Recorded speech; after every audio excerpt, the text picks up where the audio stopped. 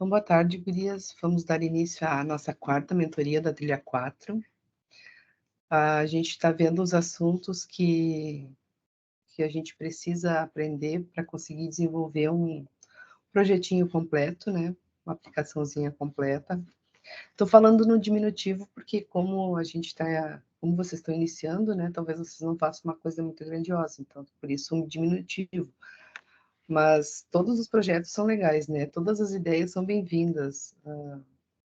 Que nem eu falei antes, a gente pode ter qualquer tipo de ideia, né? Qualquer solução.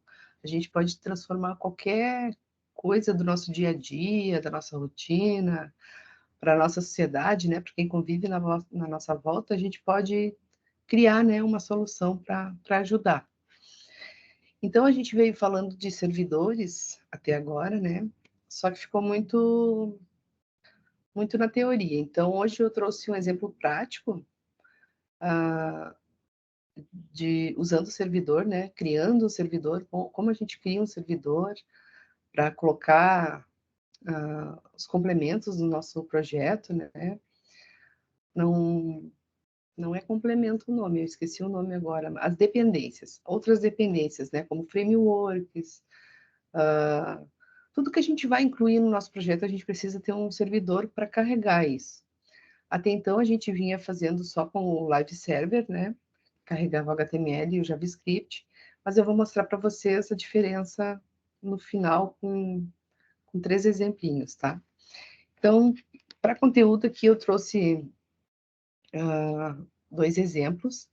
Um servidor sendo criado sem framework. O framework a gente vai ver logo em seguida, tá? Nas próximas mentorias, quais os tipos de servidor, de frameworks que existem, né? A gente tem vários no mercado, cada um destinado para um fim.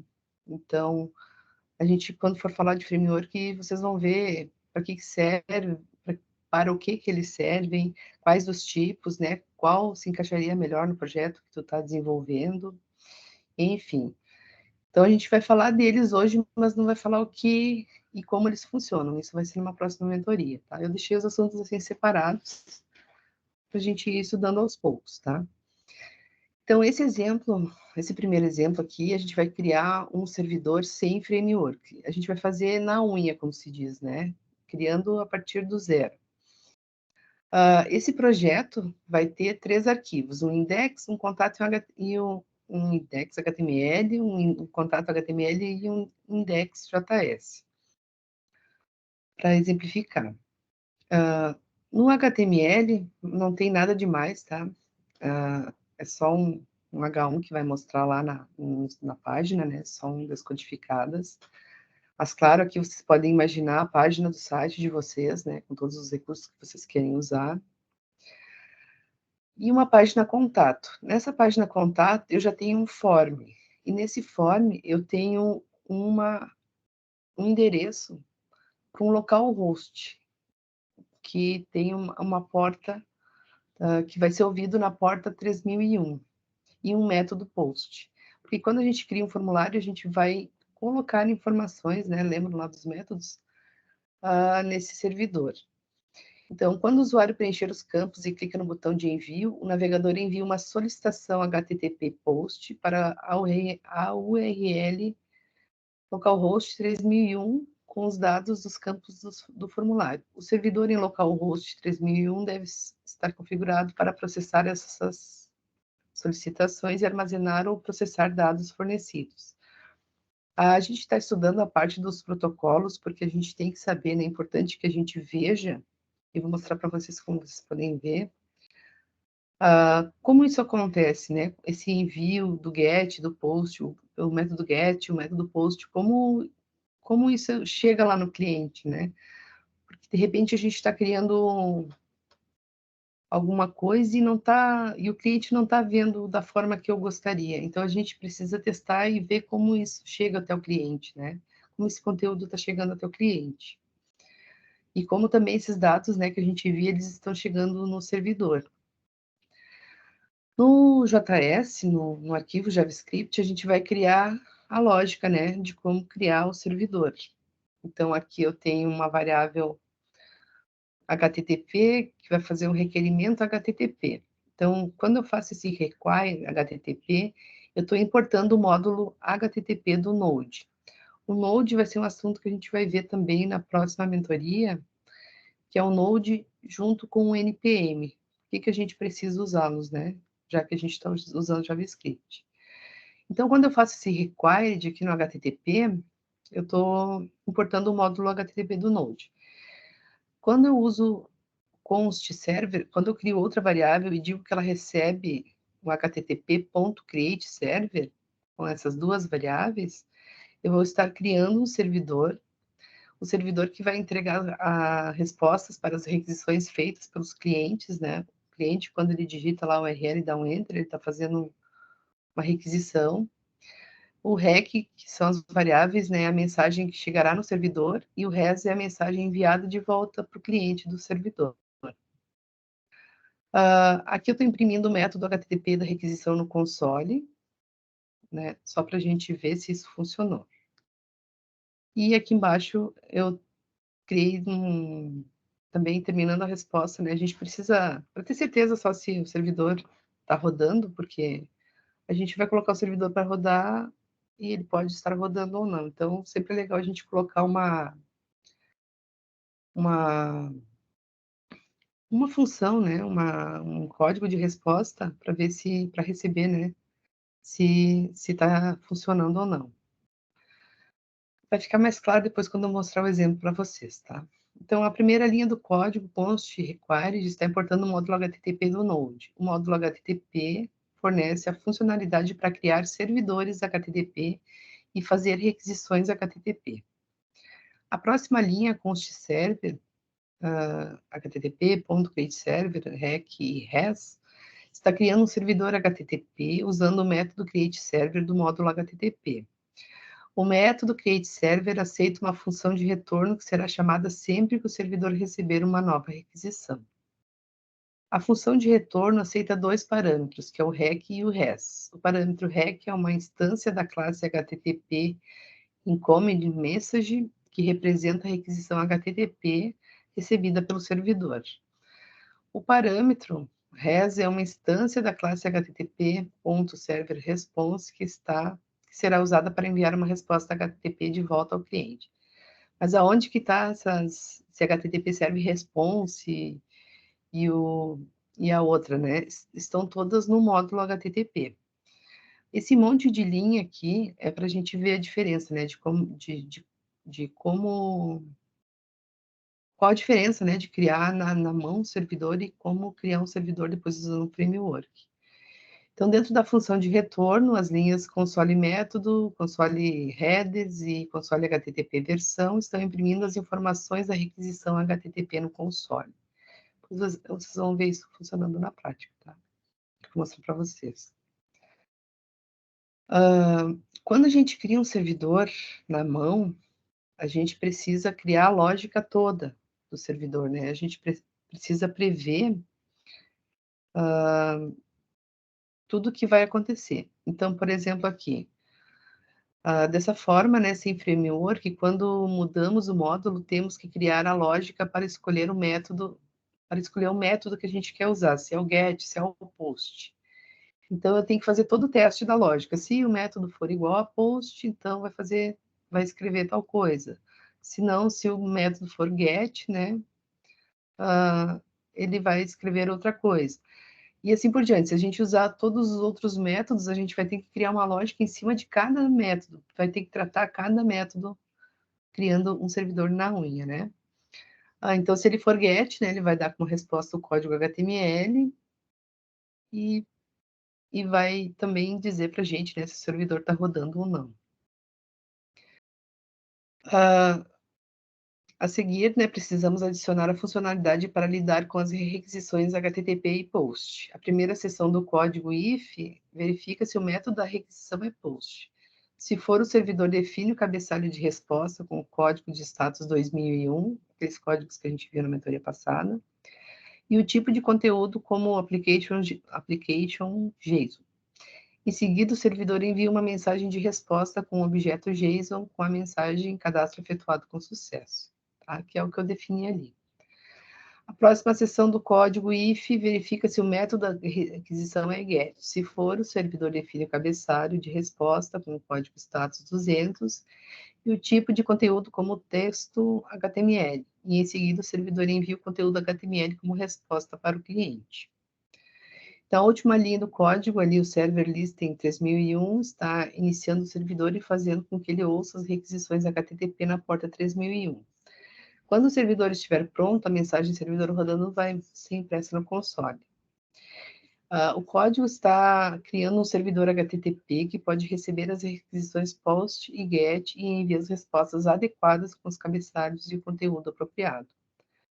Então, o que eu quero dizer com tudo isso, né? Que quando eu crio um servidor na mão, eu vou ter muito mais trabalho, né? Eu vou ter que tratar todos os métodos que eu vou precisar usar, se eu estou querendo enviar dados, se eu só estou querendo mostrar dados, né? E diferente de usar um framework. Agora a gente vai ver um exemplo de projeto que está usando um framework. Vocês vão ver a diferença, né? Por isso que também todo mundo usa. Usa também para padronizar, né? Para facilitar. Aquela ideia, né? Se já tem pronto, por que eu vou precisar criar tudo de novo? Né? Então, eu posso usar um framework para facilitar. Então, o anterior, depois vocês vão olhar de novo, né, nos slides, tem bastante código, né? Esse aqui é só a página inicial, mas aqui no index eu tenho que fazer toda a lógica, né, para o servidor funcionar. E nesse criar toda a lógica, a gente pode cometer erros, né? Com o framework, a facilidade de erro diminui, porque já está praticamente quase tudo pronto, que é a ideia do framework, né? Depois que a gente for ver os frameworks, eles já trazem praticamente toda a lógica pronta para a gente, né? Então, facilita bastante a vida da gente. Então, o projeto desse exemplo terá mais alguns arquivos que serão explicados nas próximas mentorias, né? A gente vai falar sobre o JSON depois, sobre o Node Modules, né? Na próxima mentoria, quando a gente for falar do Node. Mas, quando a gente cria com o framework, ele já cria, né, esses arquivos. E vocês vão entender também na mentoria que vem por quê. Então, nesse exemplo prático aqui, eu estou usando o Express, então o framework que eu estou usando aqui é um Express, e eu vou importar o módulo dele com required, né? Depois vocês comparam a diferença lá com a importação do módulo HTTP, né? Como diminui a quantidade de código. E aqui também eu estou requerindo o body parser, que é um outro método do Express. Crio uma instância do Express. Quando a gente fala criar uma instância, isso vem da orientação objetos. Não sei se vocês já chegaram a estudar, porque a gente não estudou orientação objetos, né? Quando a gente fala em classe, em instanciar uma classe, ou aqui, né, uma instância do Express. Uma instância é como se fosse uma cópia de algo que já está pronto, né? Uma cópia de uma estrutura que já está pronta. Então, na hora que eu vou usar, eu só vou criar uma cópia e vou colocar os meus dados em cima dessa cópia. Eu não preciso criar toda a estrutura, né? Eu já vou copiar essa estrutura pronta. Então, é nesse ponto que facilita bastante. Aqui eu estou criando o meu servidor, importando o Express, né? Como eu falei, aquela estrutura, né? A instância do Express, a estrutura toda pronta. E estou definindo a porta que o servidor vai escutar, que no caso aqui é 3000. E aqui embaixo eu estou tratando as requisições GET para a rota aleatório, por exemplo, que é a outra página que eu tenho. Então, olha a diferença. Antes eu precisava criar toda uma lógica, né? Se o método for GET, então faz tal coisa. Aqui eu só digo que o meu servidor, .get, né? Vai executar o método GET.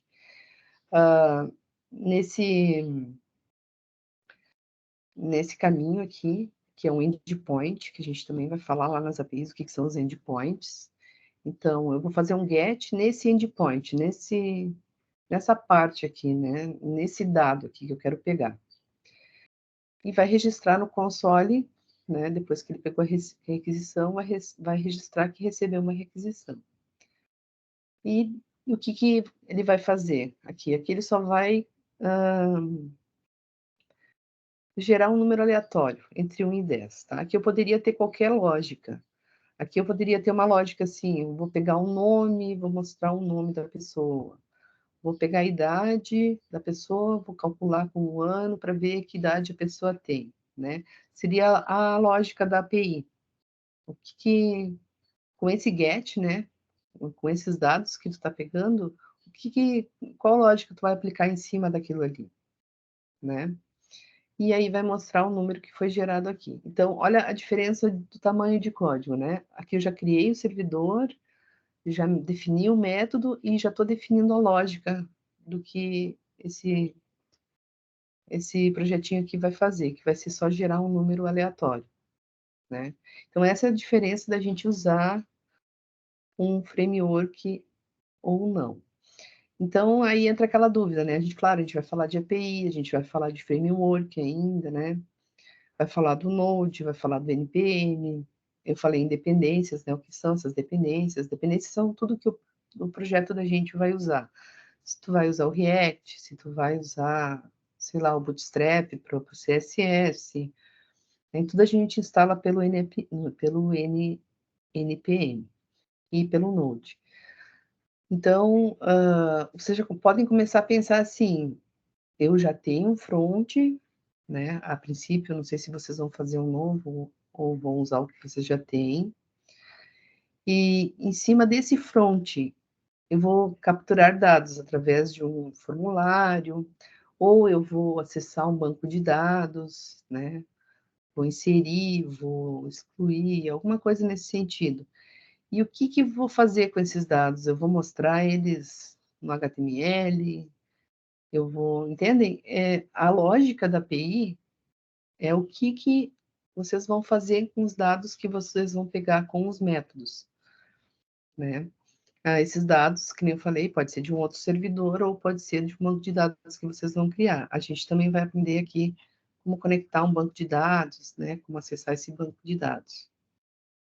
Tá? Então, eu não sei a impressão que vocês têm, mas quando se fala em API, né, parece uma coisa muito distante, mas não, é simples. Claro que a gente vai ver também que depois que a gente pega os dados, a gente precisa testar os dados, né, para ver se é realmente aquilo ali. Então, tudo a gente vai vendo aos poucos durante a trilha, tá? Mas eu quero que vocês já vão, assim, alinhando o pensamento, né, se organizando para conseguir pensar e construir, porque se a gente não entende bem o que está fazendo, também a gente não consegue desenvolver, tá? Então, a linha const express required importa o módulo express, a linha const meu servidor express cria uma instância do express, né? Faz uma cópia da estrutura para a criação de um servidor que já está pronta para a gente criar o nosso. A linha const porta 3, é igual a 3000 define a porta que o servidor vai escutar. A linha meu servidor get aleatório rec res define o tratador de requisições get para a rota aleatório. A gente tem as rotas também, né, que a gente vai definir, mas tudo isso a gente vai vendo por partes, né, como fazer isso. Quando uma requisição get é feita para essa rota, o código dentro do tratador é executado. Então, quando a requisição get é feita nessa rota, o código dentro do tratador é executado. Dentro do tratador, a linha console log, recebi uma requisição, registra no console que uma registrão foi recebida. Vocês vão ver como ele vai fazer isso, né? E a linha const número match for 10. Essa aqui é uma biblioteca, né? Com a lógica da função match random, que gera números aleatórios, que já é pronta do JavaScript, né? Ela gera um número e soma mais um. Então, ela gera um número 0, 0, alguma coisa, daí soma mais um, e aí gera esse número entre 1 e 10, né? É mais ou menos isso, é o que essa função faz. Então, toda vez que eu fizer um get, né, que eu fizer uma requisição, ela vai gerar um número diferente. E a linha reacende números gerados vai ser mostrada, né, que vai ser o envio da resposta para o cliente com o número gerado. Então, se eu fiz uma lógica ali, né, para pegar o dado, executar alguma coisa em cima desse dado, eu preciso mostrar para o cliente, né, o que foi feito. Isso aqui eu comentei antes, né? Que era o que eu estava comentando. Não, mentira, é a continuação do anterior. Então, aqui eu tenho outro método, né? Antes eu estava falando do método GET. Agora aqui é um método POST, que vai ter outro endpoint aqui, né? Que vai receber dados lá da página Contatos, por exemplo, que tem um formulário. E também vai mandar mensagem no console que recebeu uma requisição. O que esse receber dados vai receber no caso, né? O que é a lógica desse método POST aqui? Vai ser receber o nome, que foi colocado lá no formulário, e o e-mail. E aí depois vai mostrar para o usuário, né? Envia a resposta para o cliente. O usuário sempre é o cliente, né? A gente que está pedindo e está recebendo a resposta. Com o nome e o e-mail recebido, tá? E aqui o servidor também vai mostrar, né, qual porta o servidor está ouvindo. Então, a linha meu servidor POST recebe dados, define o tratador de requisições POST para a rota receber dados. Quando uma requisição POST é feita para essa rota, o código dentro do tratador é executado.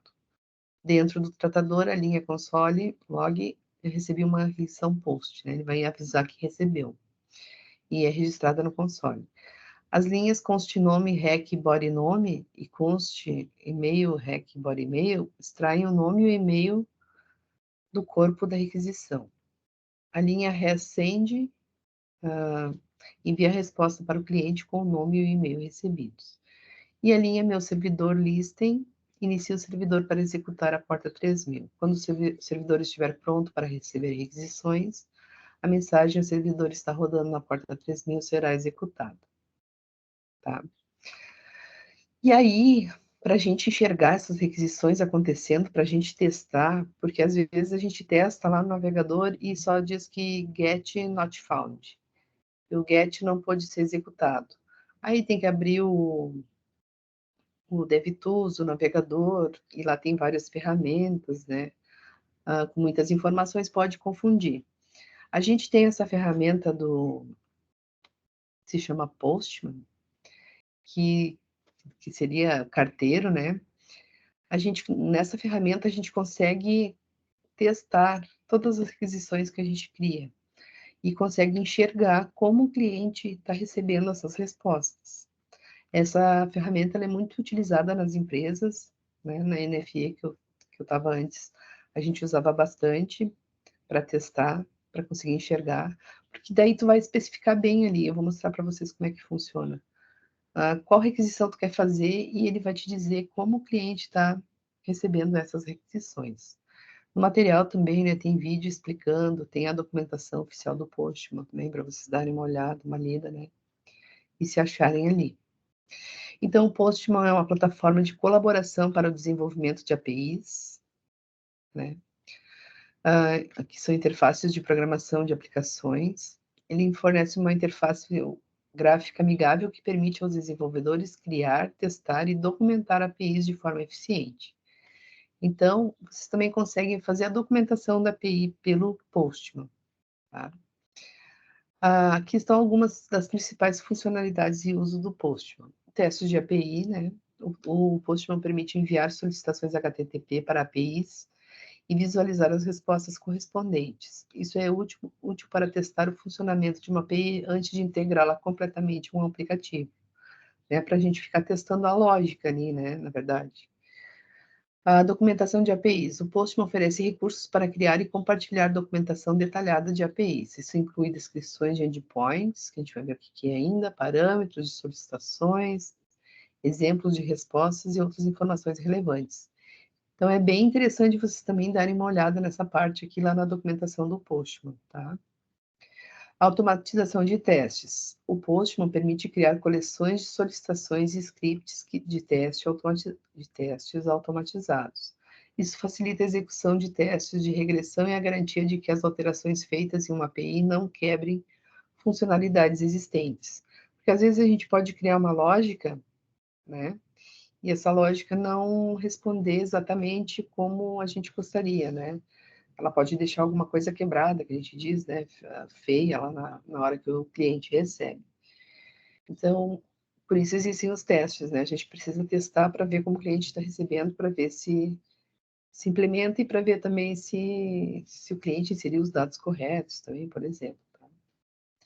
A colaboração. O Postman oferece recursos para compartilhar coleções de solicitações, ambientes de desenvolvimento e documentação de APIs com outros membros da equipe. Não é o caso de vocês, né? Mas quando vocês forem trabalhar em algum lugar, se vocês usarem o Postman, vocês já sabem que dá para compartilhar com outras pessoas, né, o que vocês estão fazendo. E o monitoramento de APIs. O Postman oferece recursos para monitorar o desempenho e a disponibilidade de APIs em tempo real. Isso ajuda os desenvolvedores a identificar problemas de desempenho e resolver problemas rapidamente. Tá? Mas isso aqui seria num projeto maior, né? Nada impede também que vocês deem uma estudada e testem. Enfim, eu sempre dou o caminho para vocês aqui, né? Mas eu queria que vocês conhecessem essa ferramenta. O ambiente dele é bem simples, né? Bem amigável. Eu vou mostrar para vocês ele executando. E aqui alguns vídeos e o aprendizado do Postman, né? Como usar o Postman, tal. Ele tem uma documentação. Alguns vídeos do YouTube também falando de servidores, fazendo essas requisições. Interessante também se vocês quiserem fazer junto, né? Para ver funcionando ali e tal. E aí eu queria mostrar para vocês os projetinhos, né? De tudo isso que eu falei que ia mostrar para vocês. Então, aqui. Meu Visual Studio. Está vendo minha tela, Nívia? Sempre te pergunto, né? Está vendo o Visual Studio? Sim, sim, estou. Tá, beleza. Então, aqui eu tenho aquele primeiro projetinho, né? Sem framework, onde eu estou criando a lógica. Ah, esse aqui é mentira, esse aqui é o com framework, esse aqui é com Express. Então, deixa eu ver o outro aqui. Deixa eu ver qual deles. Não, esse é com Express, o outro é sem Express.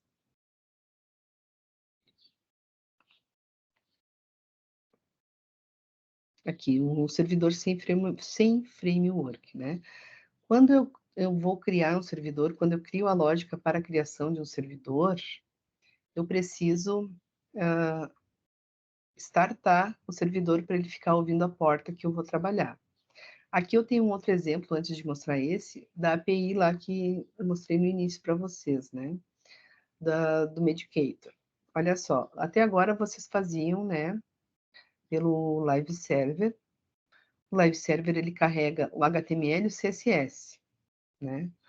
Então, olha só, eu quero aqui procurar pelo nome do produto e vou pesquisar aqui por aspirina. Quando eu dou enviar, não acontece nada.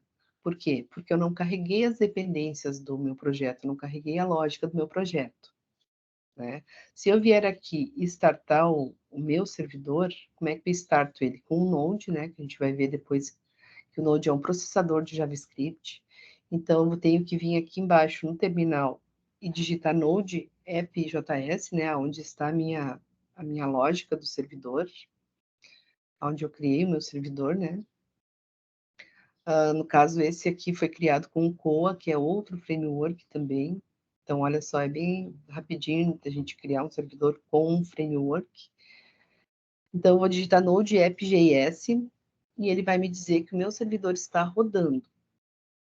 E aí, quando eu for lá no meu front, que antes não carregava nada, vou atualizar, vou de novo fazer a mesma coisa, nome do produto por aspirina, e vou enviar. E olha o que aconteceu. Ele carregou a minha lógica, carregou meu back-end, né? Carregou os dados que eu quero tratar. No caso da API do Medicator, ele tem vários endpoints, né? Que a gente falou de endpoint antes lá.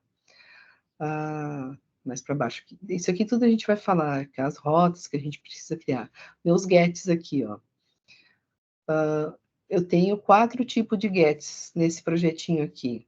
O get que vai buscar pelo nome, pelo princípio ativo, pelo código e pelo ggREM, que é uma propriedade dos medicamentos, que são esses 4 itens aqui.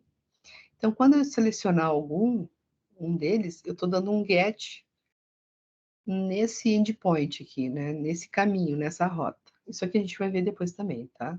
Então, são as funções para buscar o tratamento dos endpoints. Aliás, eu crio a rota e depois eu crio as funções, né? Mas eu não quero entrar nesse detalhe aqui, porque eu vou comentar isso aqui com vocês depois. Quero só falar dos gets, né? Então, eu estou fazendo um get no nome do princípio ativo, assim como eu posso fazer um get no princípio ativo, no código e no ggRei. Esses gets aqui estão consultando uma tabela de preço que eu baixei de uma API pública do governo, né? Então, ela não está online com essa API. Lá me dava a opção de baixar um CSV, e aí depois esse CSV eu transformei em JSON, né, para ficar de base de dados. Mas a gente pode também ter essa base de dados em outro servidor, né, para ficar sempre atualizada. Essa minha aqui, provavelmente, os preços estão bem desatualizados, né, porque fazem 2 anos já que isso aqui foi feito, então os preços já mudaram bastante, né, desde aquela época. Eu teria que atualizar meu CSV nesse caso aqui, tá? Mas esses aqui seriam meus gets. Então, viram que quando eu estava sem o servidor, eu não conseguia buscar meus gets, né? Não conseguia fazer as requisições. Então, por isso que a gente cria um servidor, né? Para conseguir carregar todas as dependências do projeto da gente. Aí eu tenho que vir aqui e parar. A gente para o servidor dando um Ctrl C. Agora o servidor já está desativado. Por que que eu parei? Porque os outros vão usar as mesmas portas, né? Então eu tenho que fechar aquela porta para poder rodar outro. Então, aqui eu tenho aquele projetinho sem o framework, né, feito na mão. Então, aqui o servidor está rodando na porta 3000. E para ver essa solicitação, então, olha só, o servidor está rodando. Como é que eu vou conseguir ver os meus métodos que eu descrevi aqui, né? Se eu rodar isso aqui lá aqui na web, isso vai aparecer isso aqui, mas e o que, que aconteceu por trás? Eu não consigo ver. Aí que entra o Postman na jogada. Essa porta é 3001. Estou com o Postman aberto aqui, né? E ele me dá. Aí tem lá o roteirinho no material, tá? Não se preocupem com isso, que vocês vão conseguir ver. Vocês vão fazer um cadastro, né? E aí ele abre esse ambiente aqui, a gente tem os métodos aqui, ó, para escolher. No caso aqui eu quero um get. Eu estou com o servidor 3001 rodando, né? Quero rodar o index.js. Quando eu der um send, ó, o que, que o cliente vai ver? Então, quando o cliente fosse acessar a minha página, o que, que o cliente vai ver? Aquele Python HTML que eu fiz lá, né? Que só estava escrito descodificados, tá? Só isso aqui. Então, ele vai ver isso aqui. Ele não vai mostrar aqui agora. Vai ver isso aqui, né? Isso aqui que o cliente vai ver. Então, eu consigo fazer os gets aqui e visualizar. Quando eu dei um get aqui, como eu configurei na minha lógica desse index aqui, que quando fosse feito o get, mostraria, cadê? Mostraria o método, os cabeçalhos e a versão, ele está me mostrando aqui no console o que aconteceu, né? Foi feito o método get, então lá no Postman, né, eu fiz um get, no arquivo index, ele está me dizendo aqui que foi feito um método get pelo Postman, aquelas informações lá que aceitou barra, que não tem cache, que a conexão foi Keep Alive, que foi no localhost 3001. Então, essas são as informações, né, da minha requisição, certo? Então, a gente consegue ver. Aí, agora, eu tenho, vou mostrar aqui o outro. Então, aqui para parar também, eu vou dar um Ctrl C. Né? Para executar é Node index.js e para parar, eu dou um Ctrl C. Tá? Então, esse aqui seria um sem framework. Agora, eu tenho outro aqui, que também se chama Node Index, né? Que é usando um framework. Quando a gente usa um framework, ele cria esse pacote de JSON aqui, ó, que fala todas as dependências que o meu projeto tem. Então, ele está dizendo que tem um servidor Express, que o autor sou eu, né, a Rafa e tal, a versão do Express. Se eu colocasse mais outras coisas no projeto, ele acrescentaria aqui nesse JSON. Tá? Aqui eu não tenho front, aqui eu só tenho uma lógica. Esse pacote o Node cria automaticamente, né, para eu poder usar o Node. E aqui eu vou usar o framework já, né, que eu já mostrei lá, que é bem simples, né, são poucas linhas. O que vai acontecer? Então, Node index, o servidor está rodando na porta 3000. Então, de novo, né, não consigo ver, não, como eu não tenho front aqui, fica mais difícil ainda, porque como é que eu vou ver as minhas requisições, né? Claro, eu posso ir lá no meu navegador e aqui dar um localhost, 2 pontos, porta 3000. 3000. Ó, ele só me mostrou que ele não conseguiu fazer um get, né? Porque eu tenho pouca coisa aqui nessa lógica aqui. E essa lógica aqui só mostra no console, né? Aqui ele vai dizer, cada vez que eu fizer uma requisição, ele vai mostrar que eu recebi uma informação. E vai gerar um número aleatório que também é mostrado no console. Aí também, né? Se eu for lá no DevTools, eu tenho que ir no console do DevTools para conseguir ver isso aqui funcionando. Mas aí a gente tem o Postman, de novo, né? Então o servidor já está rodando, está tudo funcionando direitinho. Venho aqui no Postman, tenho que mudar para a porta. Qual é a porta? Porta 3000. Então venho aqui, porta 3000. E como é que eu chamei aquele endpoint lá de aleatório, né? Número aleatório. Vamos verificar aqui. Sim, ó, no meu, quando eu fizer um get, eu tenho que fazer um get na rota aleatório, no endpoint aleatório, né? Que eu chamei de aleatório aqui. Então, vai ser 3000 barra o endpoint que eu criei para esse método get. O que vai ter que ser feito em cima desse aleatório aqui, desse endpoint? O cálculo do número aleatório, né? Mostrar um número aleatório. Então, vamos ver se isso funciona. Então, localhost 3000 barra aleatório, já está aqui. Então, eu quero fazer um get nesse aleatório. Quando eu der um send, ele gerou o número 2. E aí, se eu vier aqui no console, ó, recebi uma requisição. Se eu vier aqui e fizer outro send, ó, gerou o número 9 agora. E aqui no meu console, ele vai dizer que gerou outra requisição. Mas ele não está mostrando, né, a requisição como esse aqui, né? Porque também, claro, nesse aqui eu pedi para mostrar, né, quais foram as versões. Nada impede também que a gente mostre nesse aqui. Só fiz de uma forma diferente para vocês verem, né, como isso funciona. Tá? E assim por diante. Então, cada vez que eu der um get, ele vai gerar um número aleatório, vai executar aquela lógica, né? E eu consigo ver o que está acontecendo. E aqui eu estou vendo como se eu fosse o cliente, né? Então, eu consigo ver se as minhas rotas ali que eu criei para os meus métodos estão funcionando direitinho, se é realmente aquilo ali que eu quero retornar para o meu cliente. Certo? E aí seria isso. Eu dei uma apuradinha nele, porque tu falou que precisava sair. E assim a gente vai começando a pensar, né? Vocês vão começando a pensar, você já deve ter pensado em qual base de dados vão consultar, quais endpoints, né? Quais os dados que vocês vão pegar desses dados, o que vocês vão fazer com esses dados, o que vocês vão mostrar para o cliente, né? O que vai ser mostrado quando a pessoa consultar por aquele endpoint.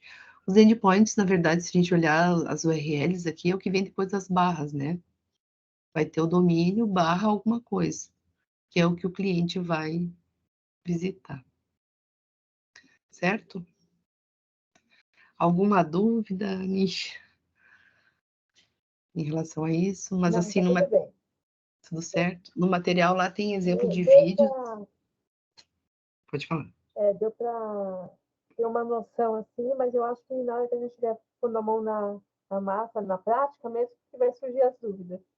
Isso, porque agora é um pouco diferente do que vocês faziam, né? Agora vocês têm que criar um servidor e vão colocar recursos, né, nesse projeto de vocês. E também vão construir a API, que é a lógica ali, né, em cima de cada endpoint que vocês criarem. Mas a gente vai falar mais sobre isso, né? Vou trazer mais exemplos. Vou falar do Node, do NPM ali, né, mostrando como a gente instala outra dependência no projeto, por que cria aquelas pastinhas. A gente vai vendo aí aos poucos, certo? Um beijo, então. Um bom final de semana. Melhoras para tua mãe, Nívia. Obrigada e bom final de semana. Igualmente.